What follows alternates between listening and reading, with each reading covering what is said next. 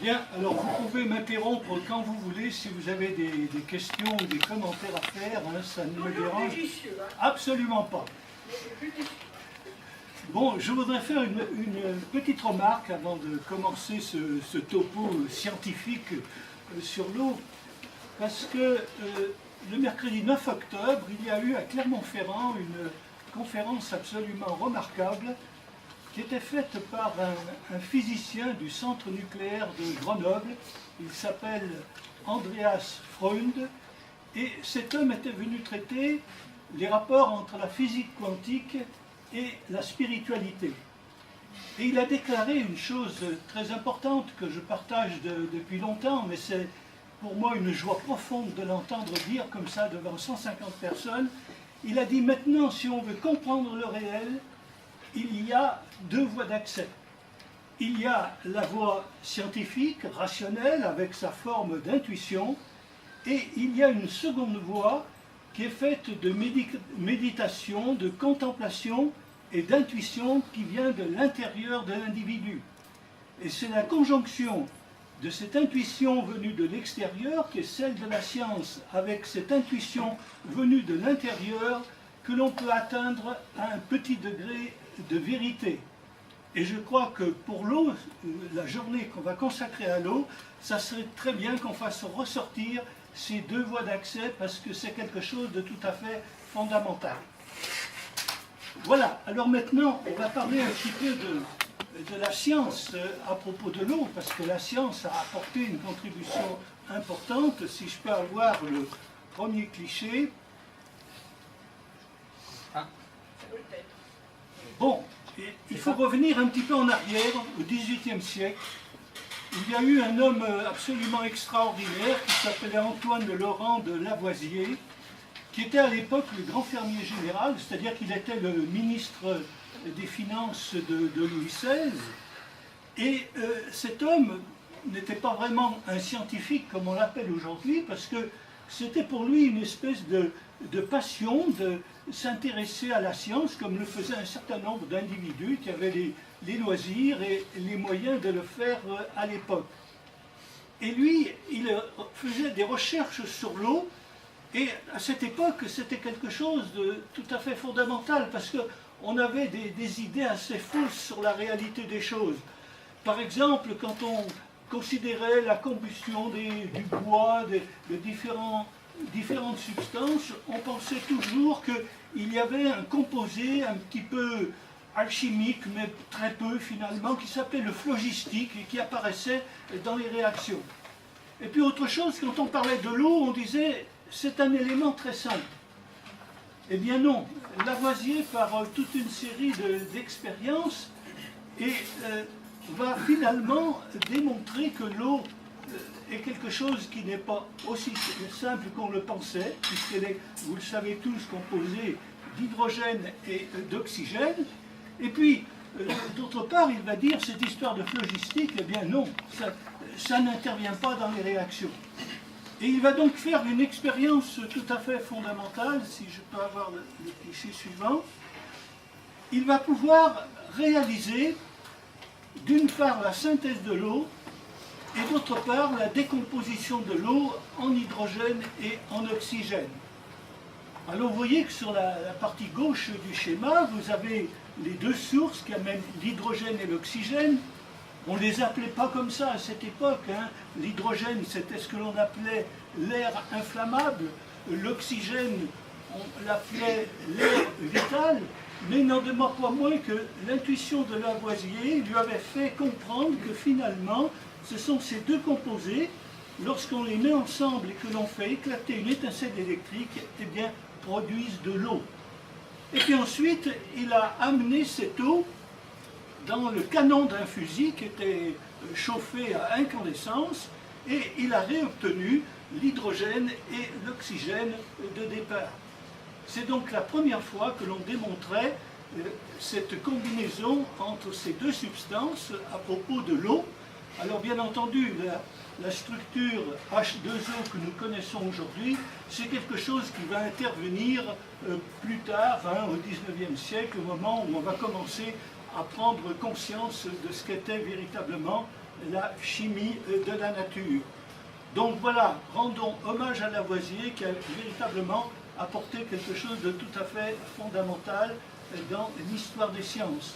Et en même temps, d'ailleurs, ce travail de Lavoisier a été finalement la façon pour la science d'éclore telle qu'elle est à l'heure actuelle, avec son phénomène de compétition. À l'époque, il y avait des chercheurs anglais qui étaient en compétition avec Lavoisier au moment des recherches sur l'eau.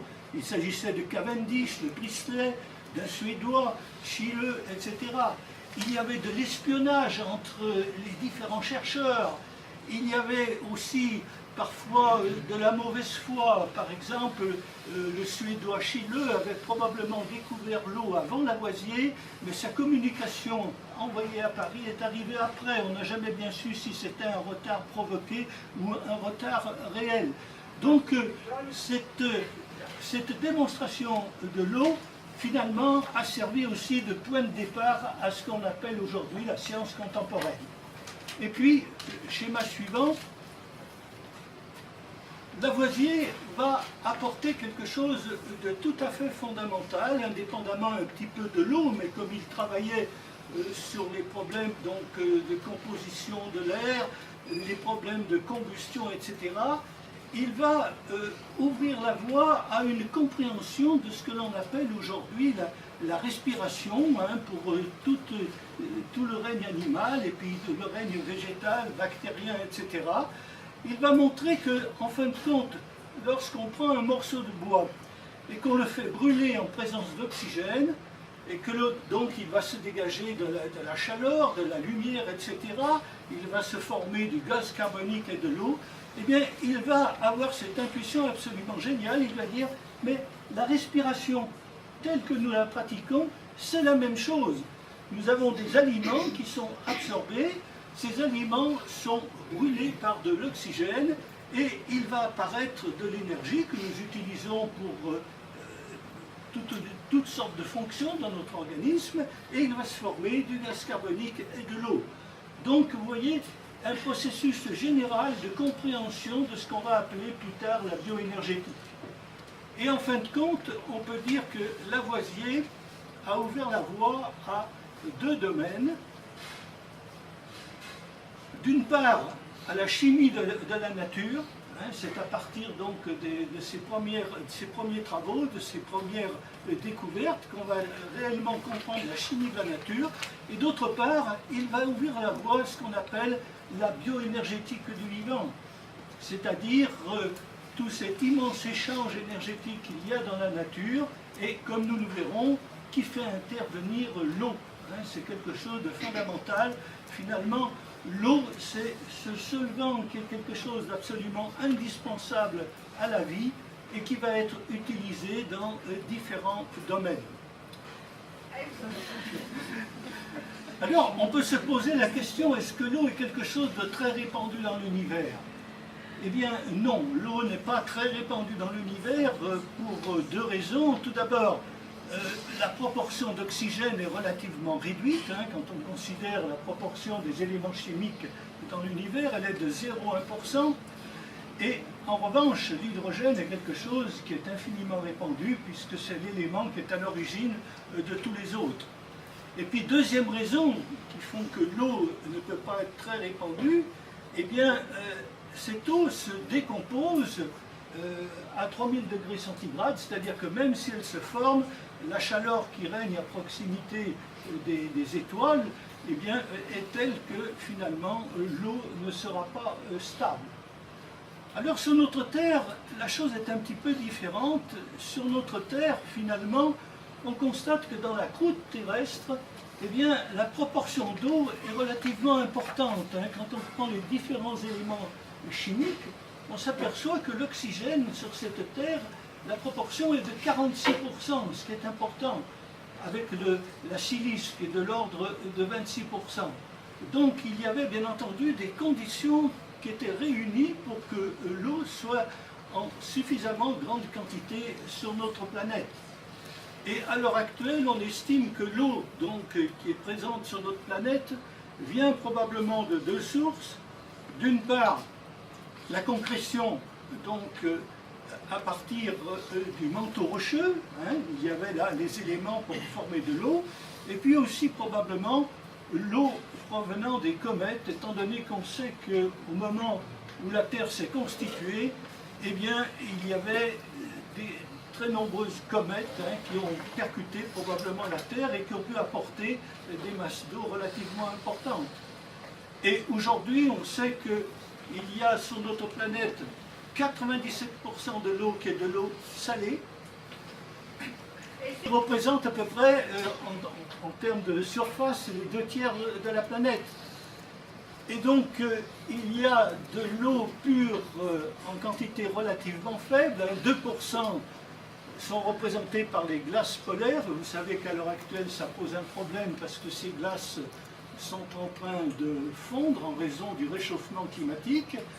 Mais ces glaces sont aussi très, très précieuses parce qu'elles nous permettent, par l'analyse des petites bulles qui sont contenues à l'intérieur, d'avoir une idée des fluctuations du gaz carbonique, de l'oxygène, etc., à la surface de la planète. Et puis donc, il y a 1% d'eau douce qui représente à peu près 115 000 km3, le lac de Baïkal représentant 20% de cette quantité. Il y a un monsieur, il veut parler. Oui, question. Est-ce que cette eau salée a toujours été salée ou est-ce qu'elle est devenue au fil du temps? Mais non, il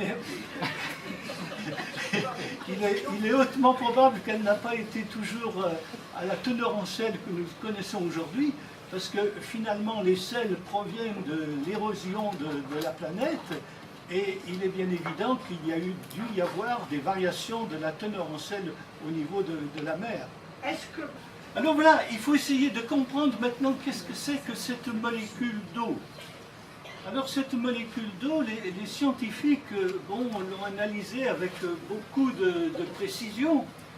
Elle est constituée d'une part d'oxygène. Alors l'oxygène est véritablement la part la plus importante. Si par exemple, et c'est la partie C là de mon schéma, vous représentez la molécule d'eau à l'intérieur d'un tétraèdre, eh bien on s'aperçoit que l'oxygène occupe une très grande part dans le volume de ce tétraèdre.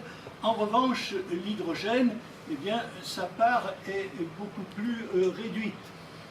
Et alors, le fait qu'il y ait cette importance de l'oxygène crée une distribution des charges électriques qui va être différente au niveau de cette molécule d'eau. La partie oxygène, c'est la partie gauche du schéma A, va être très importante, très densifiée en ce qu'on appelle des électrons, donc des particules négatives. Il va donc y avoir un pôle électrique négatif. Et puis de l'autre côté, du côté où se trouve l'hydrogène, eh bien on va avoir au contraire une partie qui va être positive. Donc cette molécule d'eau, comme vous pouvez le constater, c'est un dipôle électrique. Alors ça, c'est un point qui est tout à fait fondamental parce que on sait aujourd'hui que l'électricité dans la nature est quelque chose d'absolument universel. On retrouve des charges électriques de partout. Quand vous considérez par exemple les membranes d'un individu, eh bien toutes nos membranes biologiques sont des accumulateurs de potentiel électrique et d'intensité. Et donc à l'échelle de l'eau, on retrouve là cette activité de base qui va être apportée par ces deux charges qui constituent donc un dipôle électrique. Et on représente schématiquement ces deux charges, c'est le schéma, la partie B du schéma, par une partie donc l'oxygène qui sera marqué au moins, c'est la partie négative, et puis les deux atomes d'hydrogène qui seront marqués par la partie donc H+, ce que l'on appelle scientifiquement donc des protons. Alors ceci est fondamental parce que ça va permettre de comprendre pourquoi l'eau finalement va être un mélange excessivement complexe où les molécules d'eau vont pouvoir se relier les unes aux autres. Si je peux avoir le schéma suivant.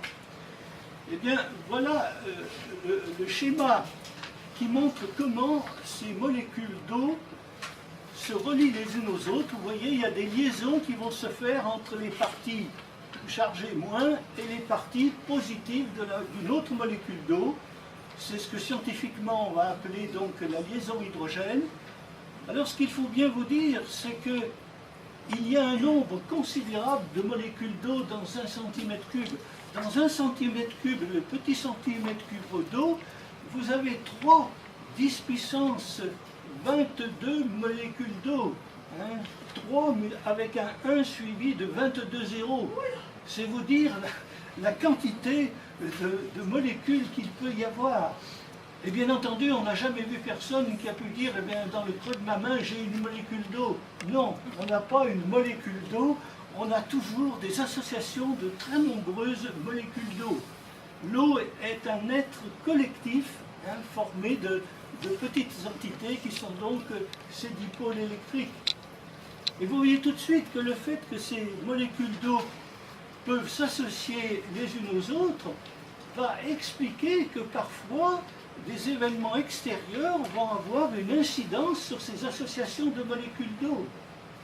C'est comme ça que un certain nombre de résultats maintenant permettent de penser qu'il peut s'inscrire de l'information dans l'eau et qu'on a été conduit, on en reparlera tout à l'heure, à ce que Jacques Benveniste a appelé la mémoire de l'eau. Il est évident qu'il peut y avoir des informations transitoires qui, pendant un certain temps, vont pouvoir générer des associations de molécules d'eau qui vont donc constituer une forme d'information et que cette forme d'information pourra être réutilisée pour d'autres processus. Donc c'est quelque chose de fondamental, de bien saisir que toutes ces petites molécules d'eau s'associent entre elles et que ces associations peuvent être dirigées par des phénomènes extérieurs. Alors, cette molécule d'eau présente toute une série de propriétés. J'en ai sélectionné quelques-unes ici parce qu'elles permettent de comprendre ce qui se passe dans la nature. En fin de compte, on se rend compte que l'eau a été, si vous voulez, formidablement adaptée à la vie et au développement de la vie sur notre planète. Alors, par exemple, il nous est dit que l'eau, à la température de 20 degrés centigrades, devrait être un gaz. Comment sait-on ça? Eh bien, tout simplement, l'eau, c'est une association d'oxygène avec de l'hydrogène. Mais il y a d'autres éléments chimiques qui sont très proches de l'oxygène, par exemple le soufre, le sélénium, le tellure. Eh bien, quand ces éléments qui sont très proches de l'oxygène sont associés avec de l'hydrogène, ils sont à 20 degrés centigrades des gaz. Or, l'eau, non, elle est liquide. Et il est bien évident que cette propriété est fondamentale parce que c'est ce qui va permettre le développement de cette chimie de la nature dont j'ai parlé tout à l'heure. Deuxième propriété, l'eau, vous le savez tous, a une densité qui est plus faible à la congélation. Là, quand on obtient de la glace, on a de l'eau qui fait 0,9 de densité. Et ça aussi, c'est quelque chose qui est très adapté, en fin de compte, à ce qui se passe dans la nature, parce que le phénomène d'érosion que l'on constate continuellement, eh bien, est très lié à cette propriété. Lorsque vous êtes en été, printemps, l'eau va pénétrer dans les roches. Lorsqu'arrive le froid l'hiver, étant donné que la densité diminue et que la glace donc occupe plus de volume, ça fait éclater les roches et ça va permettre de comprendre les phénomènes d'érosion. Ensuite, l'eau a un point tout à fait particulier à 4 degrés centigrades. En effet, c'est seulement à cette température de 4 degrés centigrades que l'eau présente une densité qui est égale à 1. Dès que vous vous écartez, que vous allez en dessous de 4 degrés centigrades ou au-dessus, eh bien, on s'aperçoit que la densité diminue. Eh bien, nous verrons tout à l'heure aussi une illustration de cette propriété pour maintenir la vie, notamment lorsqu'il y a une glaciation dans un lac. L'eau a une extraordinaire fluidité, et ça aussi, bien entendu, c'est fondamental pour comprendre la chimie de l'eau. L'eau a une tension de surface exceptionnelle Et ça permet de comprendre le phénomène de capillarité. Comment l'eau, par exemple, notamment dans le règne végétal, peut monter à l'intérieur d'un arbre ou de n'importe quelle plante. Il y a un phénomène là qui est lié à cette grande capacité donc, de capillarité qu'observée pour cette eau. L'eau a un exceptionnel pouvoir dissolvant. Dès que vous prenez du sel, vous savez très bien que votre sel va se dissoudre dans l'eau. Alors ça aussi, c'est une propriété qui est merveilleusement adaptée à la vie parce que l'eau sert de transport de beaucoup de substances à l'intérieur de notre organisme. Ensuite, alors voilà, je vais vous expliquer par exemple pourquoi cette densité maximale à 4 degrés va être très favorable au maintien de la vie dans un lac alors que la surface du lac s'est congelée. Il fait froid, il fait 0 degré à l'extérieur du lac, et bien entendu, il y a une partie de l'eau du lac qui va se transformer en glace. Cette eau, quand elle se transforme en glace, dégage une certaine quantité de chaleur. Vous savez tous que pour faire fondre de la glace, il faut chauffer, mais à l'inverse, quand ça se congèle, il y a un petit peu de chaleur qui se dégage. Donc, en dessous de la couche de glace, étant donné qu'il y a un petit peu de chaleur qui apparaît, on va atteindre très facilement les 4 degrés centigrades où la densité est égale à 1. Cette eau qui est légèrement tiède va être plus lourde, elle va donc descendre au fond du lac et elle va permettre ainsi à la vie de se maintenir. Et donc c'est la raison pour laquelle le fait qu'un lac gèle, eh bien la vie peut se maintenir dans le fond du lac et donc continuer d'évoluer.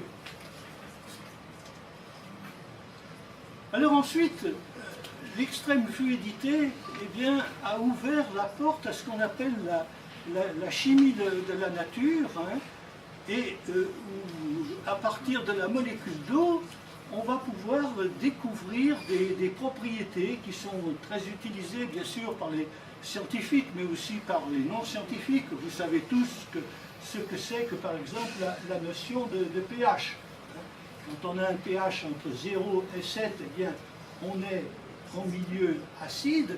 Quand on a un pH entre 7 et 14, eh bien, on a ce que l'on appelle un milieu basique. Et nous verrons dans le prochain topo que cette notion de pH acide, par exemple, est quelque chose d'important parce que c'est véritablement là, le milieu légèrement acide, en tous les cas, là où la vie prospère avec le plus de facilité.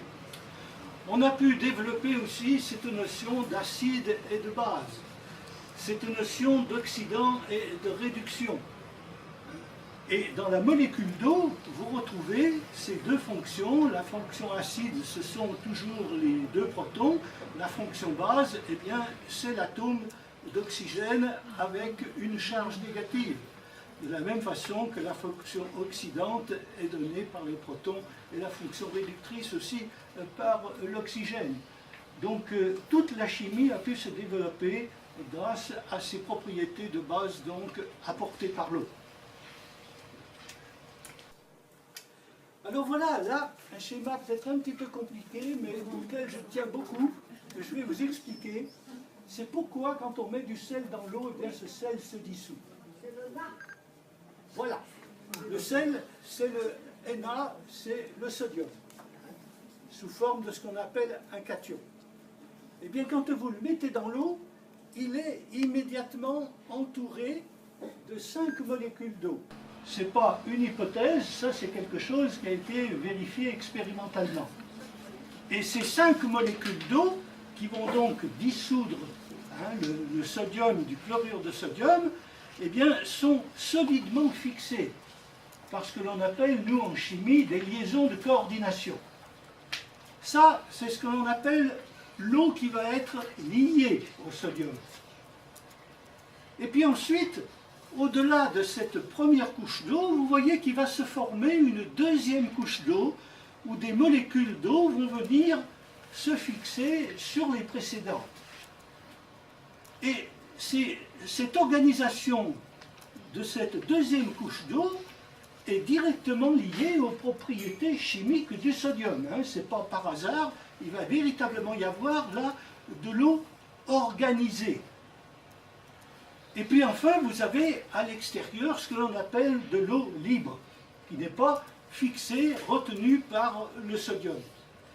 Eh bien, cette séparation entre trois formes d'eau, finalement, l'eau liée, l'eau structurée et l'eau libre, eh bien, c'est un schéma que Jacques Benveniste, que j'ai déjà rappelé tout à l'heure, avait utilisé pour peut-être expliquer ce qui se passe au niveau de l'homéopathie. Ça ne rend pas compte de tout ce qui se passe au niveau de l'homéopathie, mais ce n'est pas impossible que ceci permette d'en comprendre une partie. Benveniste disait, tant qu'on a des dilutions où il y a la présence d'une molécule, hein, par exemple ici ma molécule de sodium, on va avoir donc cette organisation de l'eau. Mais lorsque l'on arrive aux dilutions où il n'y a plus de molécules, cette organisation de l'eau va persister et peut-être maintenir des propriétés donc liées à la molécule qui a été introduite au départ. Et la preuve expérimentale de cette chose-là, c'est que si dans cette eau qui est organisée, on chauffe à une température de 50 degrés, 60 degrés centigrades, ou si on la soumet à des champs magnétiques, eh bien, on dissocie ces molécules et on perd les propriétés de dilution qui ont été créées en homéopathie.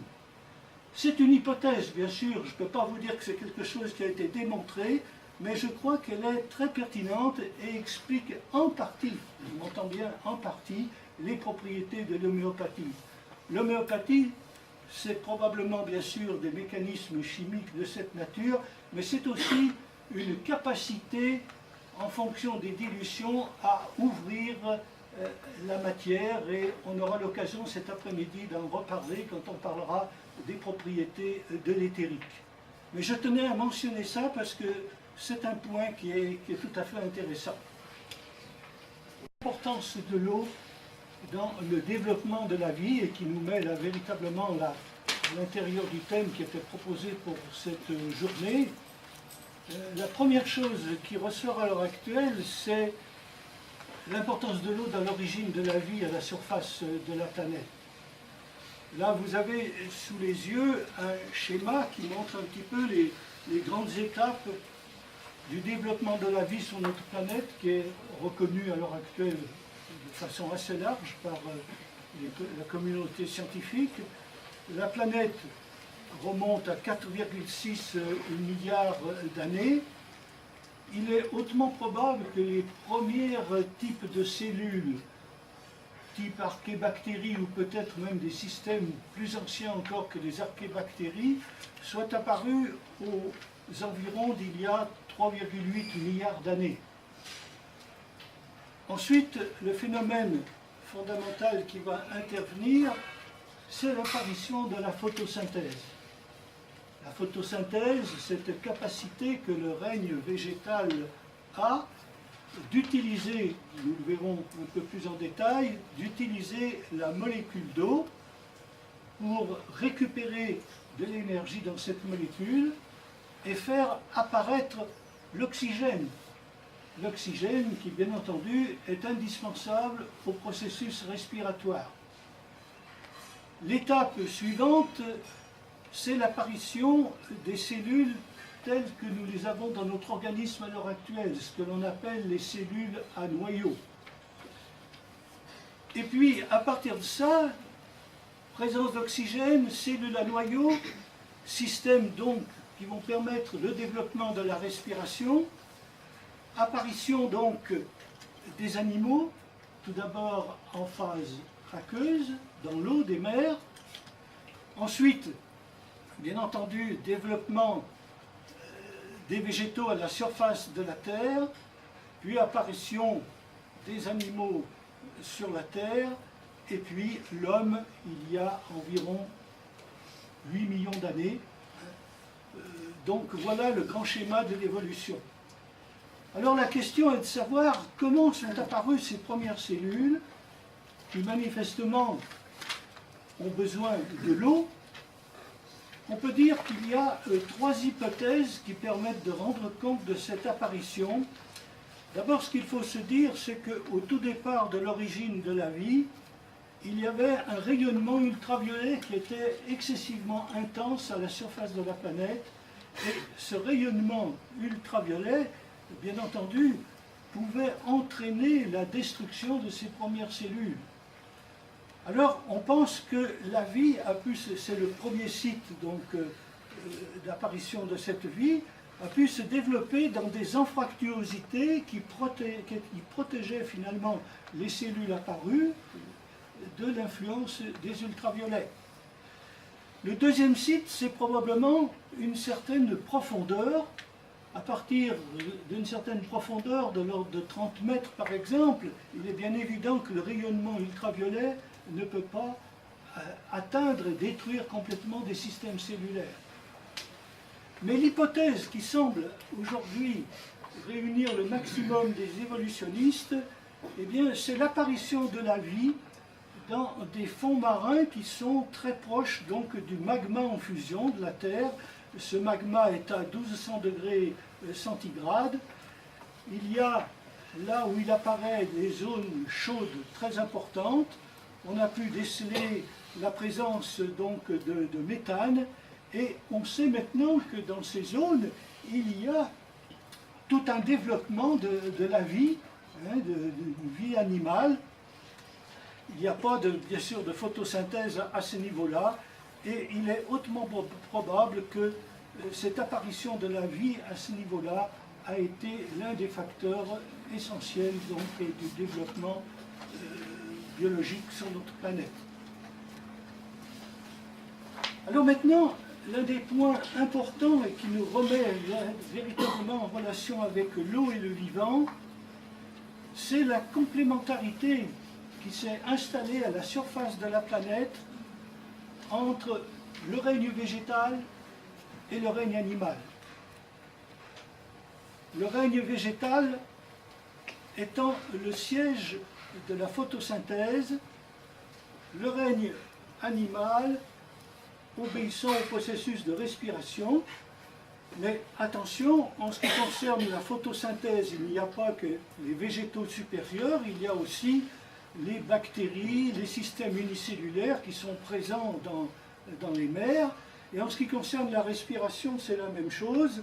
Il n'y a pas que les animaux auxquels, bien entendu, nous faisons référence, mais aussi des bactéries, des systèmes unicellulaires, et même les plantes peuvent avoir une forme de respiration, notamment la nuit. Alors la photosynthèse, vous voyez, c'est quelque chose qui va utiliser la molécule d'eau au départ, et à partir de cette molécule d'eau, et l'énergie qui provient donc du soleil, qui est absorbée essentiellement par les molécules de chlorophylle qui sont vertes, il y a une dismutation de cette molécule d'eau, c'est-à-dire d'un côté on retrouve l'oxygène et de l'autre côté on va retrouver de l'hydrogène. Cet hydrogène est porteur d'énergie. Et avec cet hydrogène, il va y avoir le gaz carbonique CO2 qui va être réduit, si bien que l'on va obtenir des molécules de sucre, et notamment la molécule d'amidon. Toute notre nourriture de base provient de ce phénomène de photosynthèse. Et ensuite, au moment de la respiration, eh bien, on va utiliser l'oxygène qui résulte de la photosynthèse, qui est indispensable donc à notre respiration. Et cette respiration va consister en une combustion des aliments, et notamment des molécules de sucre. Et cette combustion va permettre de redonner de l'eau et du gaz carbonique, et nous l'avons vu tout à l'heure, toute respiration cellulaire à l'heure actuelle redonne de l'eau et du gaz carbonique. Mais au moment de cette combustion, on récupère encore de l'énergie, qui est de l'énergie d'oxydoréduction, qui permet de synthétiser ce que les biologistes appellent de l'ATP, acide adénosine triphosphate, et qui est la source de tous les événements énergétiques qui ont lieu dans notre organisme. Donc vous voyez, on part de l'eau, on utilise le soleil, on revient à l'eau et on récupère de l'énergie pour les différents besoins de nos organismes. Cette complémentarité règne végétal et règne animal est véritablement quelque chose de tout à fait fondamental dans la vie, et c'est l'eau qui en est le support. Alors, un autre cycle qui est important et qui a été découvert par les chercheurs de l'hypothèse Gaïa, notamment James Lovelock et Lynn Margulis, c'est le couplage qu'il y a entre le cycle de l'eau dans la nature et puis le cycle du soufre. Le cycle de l'eau, vous le connaissez tous, l'eau des mers est évaporée, rejoint les terres pour permettre donc la régénération des nappes phréatiques. Et il faut signaler, entre autres choses, l'importance du règne végétal, là encore, et notamment des arbres, dans cette circulation de l'eau. En effet, les arbres jouent un double rôle. D'une part, lorsqu'il pleut, ils facilitent l'accès de l'eau aux nappes phréatiques. C'est quelque chose qui est complètement accepté. Et d'autre part, ils servent aussi par un phénomène d'évapotranspiration à la montée de l'eau à partir des nappes phréatiques pour entretenir un nuage d'humidité au-dessus de l'arbre, donc au-dessus des forêts. Et ce nuage d'humidité permet le mouvement des nuages depuis donc les mers jusqu'aux zones terrestres. Alors ce cycle de l'eau donc est très lié à la végétation, et lorsque on détruit la végétation, eh bien on entre dans des systèmes de désertification.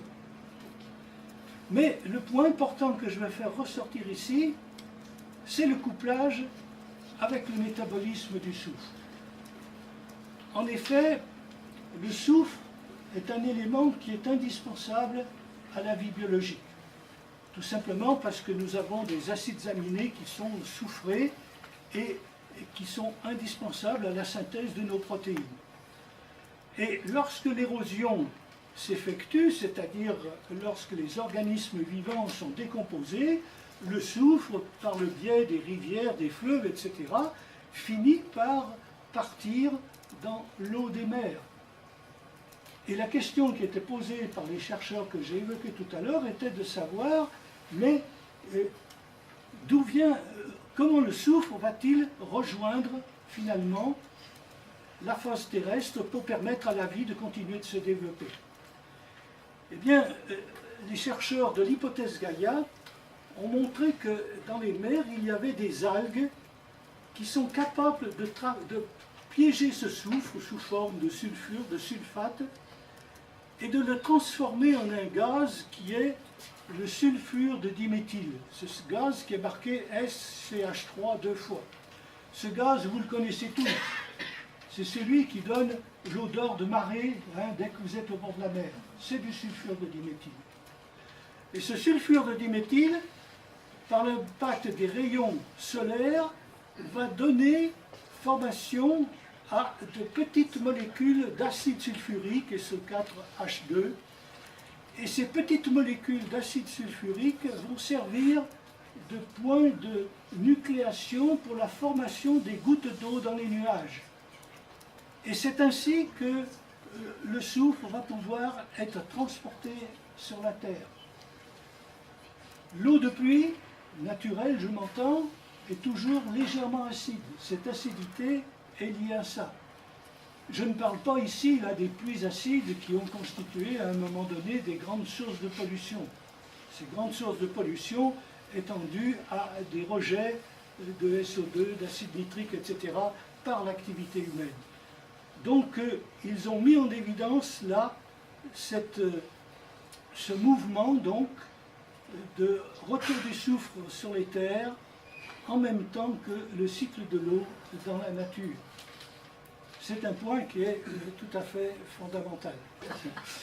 Voilà, je voudrais terminer cet exposé justement en rendant un hommage à Jacques Benveniste, parce que je crois que, enfin Yann va certainement en parler aussi, on ne peut pas moins faire que de parler de lui à propos de l'eau, parce que je l'ai rencontré à plusieurs reprises, et il est évident que d'abord c'était quelqu'un que je connaissais sur le plan biochimique, qui était un très très grand biochimiste, et que ce n'était pas un charlatan, c'est vraiment quelqu'un qui a envisagé d'une part des expériences, et d'autre part qui a proposé des théories qui sont véritablement très intéressantes.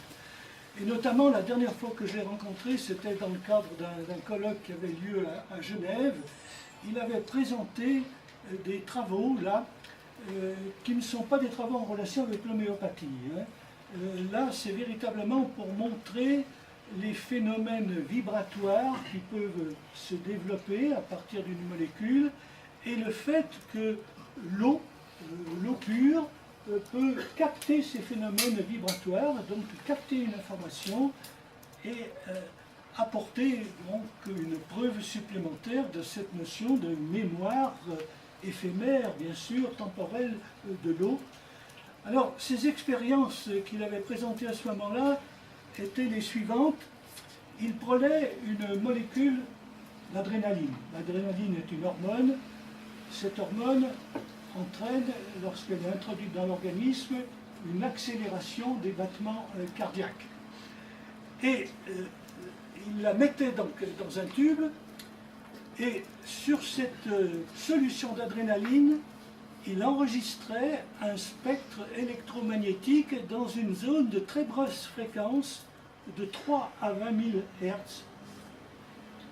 Il amplifiait ce signal, il l'envoyait sur un tube qui contenait de l'eau pure, et quand il avait fait agir le système pendant un certain temps, il reprenait cette eau pure, il faisait à ce moment-là un essai sur l'accélération de corps de Cobaye, on peut faire ça de façon très, très facile, et il constatait qu'il avait un effet analogue à celui de la solution d'adrénaline. C'est-à-dire que pour lui, la vibration qui était enregistrée avait été captée par l'eau, et à partir de là, donc, une certaine quantité d'informations était fixée sur cette eau, et on obtenait donc des effets importants au niveau biologique. Alors, cette expérience ne marchait pas toujours, d'après ce qu'il avait expliqué, mais il a apporté aussi des résultats là, qui étaient tout à fait probants. Pour lui, c'était l'un des éléments pour accréditer son hypothèse donc, de phénomènes vibratoires, parce que vous savez que les biochimistes, nous travaillons avec des molécules, et jusqu'à présent, les phénomènes qui ont été observés à l'intérieur de l'organisme, c'est toujours des rapports de molécule à molécule.